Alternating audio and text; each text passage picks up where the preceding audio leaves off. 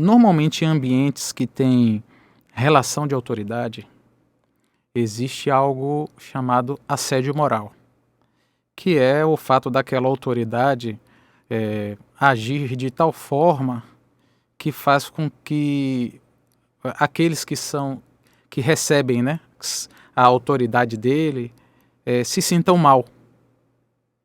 Às vezes no exagero do rigor, ou às vezes no tipo de controle que exerce, psicológico, ou às vezes até de ação efetivamente. Isso acontece muito no trabalho, em determinados trabalhos, né? Pode ser em qualquer trabalho, mas tem determinados tipos de trabalho, por exemplo, o militarismo, é tendencioso pelo regime, né, militar, embora isso tenha mudado bastante, mas é o tipo de trabalho. Tem trabalhos que são mais propícios. No meio evangélico, na igreja, é um local que, de certa maneira, também abre espaço para isso, uma vez que a gente tem pastores, líderes, em algumas congregações, tipo a minha, a sua também, tem discipuladores e outras congregações, né? Ou líderes de determinados grupos de jovens, líder do coral, enfim. Onde existe algum tipo de liderança e liderados, pode ter esse tipo de ação desses líderes, que podem agir dessa forma, né? O que é que você pode falar sobre que tipo de dano isso pode trazer e que tipo de limite é que se deve ter em relação a isso? Porque, assim, tem pessoas que podem estar fazendo por maldade. A maldade, infelizmente, está no coração de algumas pessoas. E quando eu falo de maldade, não é no sentido de que a pessoa quer o mal, assim, sabe? Não quero maltratar, não. É porque a pessoa quer um controle exacerbado, né? Que a pessoa, sei lá, no afã de que esteja bem ordenado, que esteja tudo, ela, sabe, passa por cima do bem-estar, vamos dizer assim, da alma da outra pessoa. Sim. Do cuidado, do afeto, do amor. O importante é que tudo esteja marcando no padrão e se esquece de alguns detalhes que às vezes a gente tem que ter o devido cuidado, que às vezes a gente tem que andar a segunda milha na paciência, mesmo que aquilo não seja 100%, mas a gente dá um desconto para depois ajustar. Então, às vezes a pessoa, não é a maldade, volto a dizer, de a pessoa ser miserável, mas é a maldade da pessoa desprezar que existe o amor, existe a longanimidade, e ela acaba agindo com um certo assédio. E às vezes a pessoa também, às vezes no orgulho de querer mostrar um trabalho, e o trabalho para ser apresentado tem que ter todo mundo trabalhando certo, e aí joga duro, enfim. O que é que você pode dizer sobre essas coisas? Senão eu vou falar demais. E assim, interessante que eu sempre falo assim, Jesus é perfeito, né? É o exemplo perfeito. Eu lembro que eu li um livro, um dos primeiros livros que eu li, de Augusto Cury, lá atrás, né? E ele fala Análise da Personalidade de Cristo. E ele fala que ele era ateu, e aí ele vai estudar a palavra para debater, e aí ele encontra ali uma perfeição em Cristo, e ele é psiquiatra, né? Ele diz assim, cara, não tem como. Quando você vai estudar a personalidade de Jesus, você não encontra nele o que você encontra em nós. Tipo, nós temos insegurança, nós construímos nossa personalidade diante da insegurança, dos nossos medos, dos nossos traumas. Jesus não tinha isso. Você percebe das respostas de Jesus, era sempre assertiva. Então, quando vinha um fariseu tentar tirar de Jesus daquele lugar de paz, ele não encontrava, porque Jesus não precisava provar nada a ninguém. Ele era bem resolvido com ele mesmo. Então, o que acontece com muita questão dessa questão da liderança em si? É que algumas pessoas não se resolveram ainda. E por algum motivo dado, Deus está usando aquele processo para até tratar, e é colocado como líder, ou está ali como líder de alguma forma. E ela não consegue lidar com aquilo, né? Eu lembro de um vídeo de um tecladista que estava em um evento, e aí o pastor pediu uma música, você já viu esse vídeo? Eu acho que já. E aí ele não sabia, o tecladista não sabia, e aí o pastor escracha ele na frente de todo mundo, porque eu preparei tudo perfeito para chegar agora, mas ele preparou tudo perfeito para quem? Para ele ou para Deus?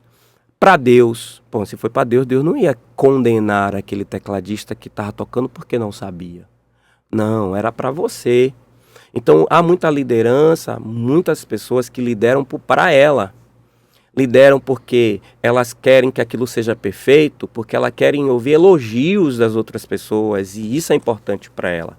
Ela faz no intuito de complementar ela. Eu vejo muitas pessoas com discurso de que eu estou fazendo isso para Deus, mas na verdade é um império que ela está construindo para ela mesma.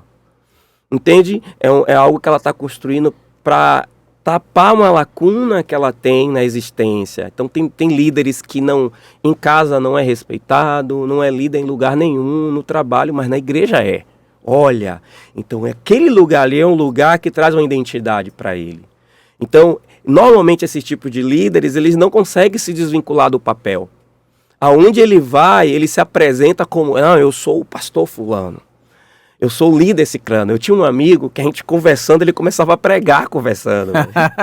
Eu não sei o que é isso, que não sei o que. Eu digo, calma aí, pregador. A gente tá conversando. Eu já vi orando, pregando. Orando, pregando. E é interessante, porque a gente estava ali em um contexto de um papel, sabe, totalmente desvinculado daquilo, sabe?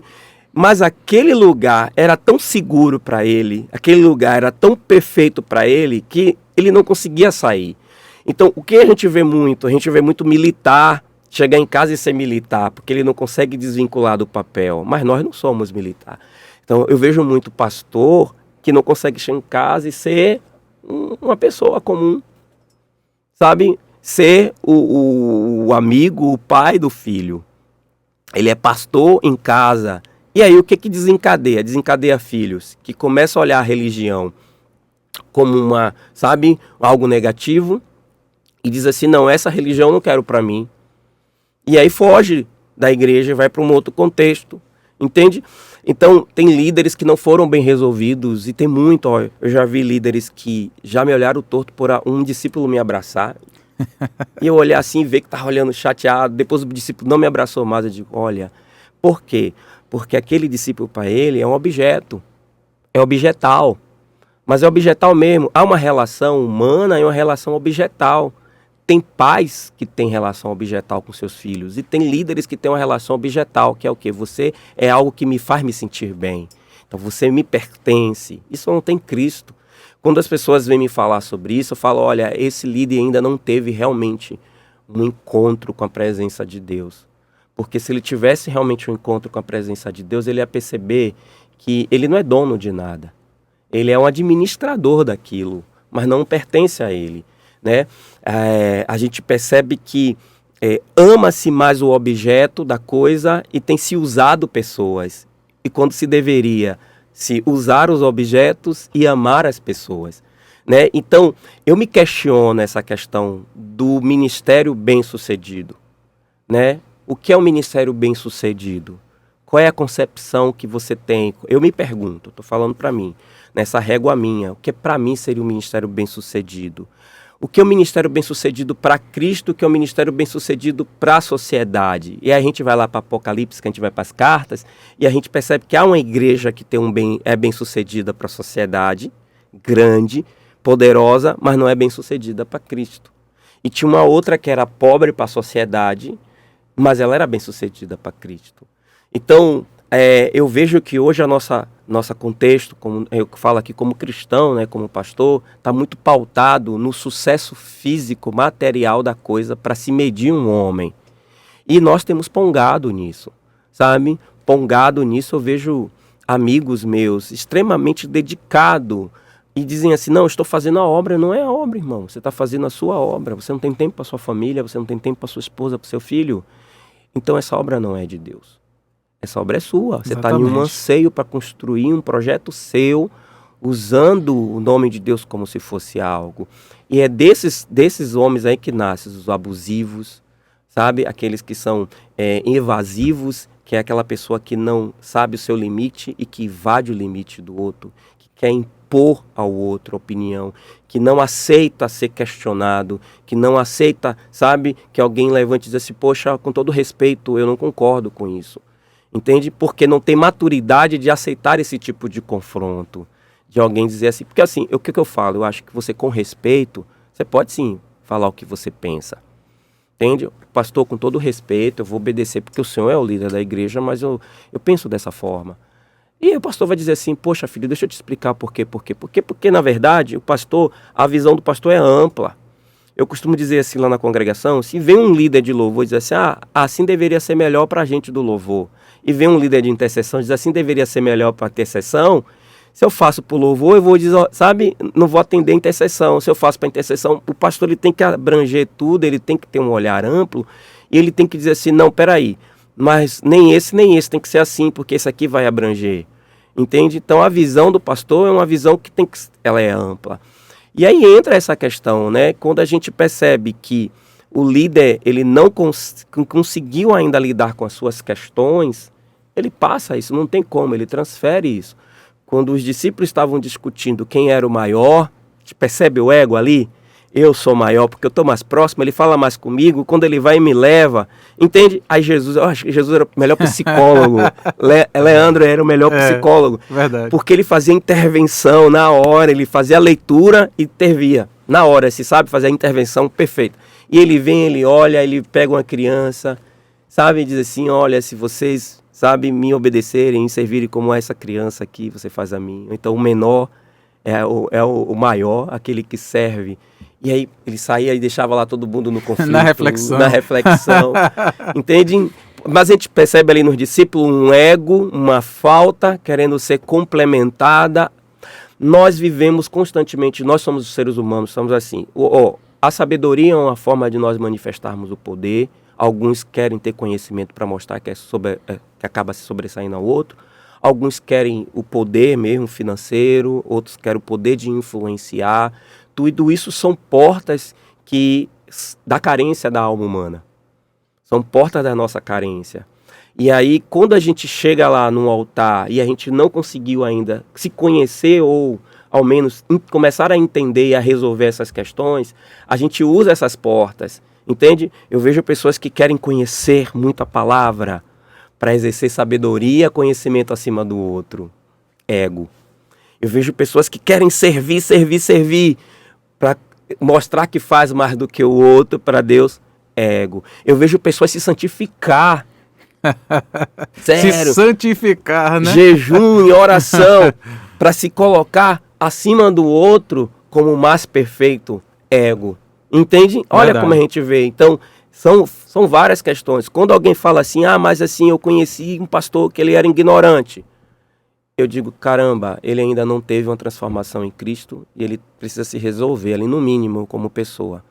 Porque a gente pode ir para um terreiro de Umbanda e encontrar lá um pai de santo resolvido e te tratar bem, com amor, com referência. Então isso tem a ver com a alma humana. Só para encerrar, tive uma discussão com uma cunhada minha, ela é professora, né, de universidade, e ela falando sobre essas questões de negro e tal, eu falei, cara, eu sou negro. Concordo que a gente sofreu, passamos por várias situações, mas isso é da natureza humana. Porque se você for ver, em uma sociedade que só há negros, e se chegasse o branco, e se o negro se sentisse superior, ele ia fazer talvez a mesma coisa que o branco fez. Se não fosse assim, negro não matava negro, branco não matava branco. Isso não é um contexto de etnia, é um contexto da natureza. A nossa natureza é caída, é adâmica. E essa natureza ela precisa ser tratada por Deus. E esse processo de cura interior entra por essa porta, de Deus até usar, de certa forma, esse conhecimento para nos ajudar a curar as nossas demandas, para que essa relação com Ele seja uma relação mais sadia.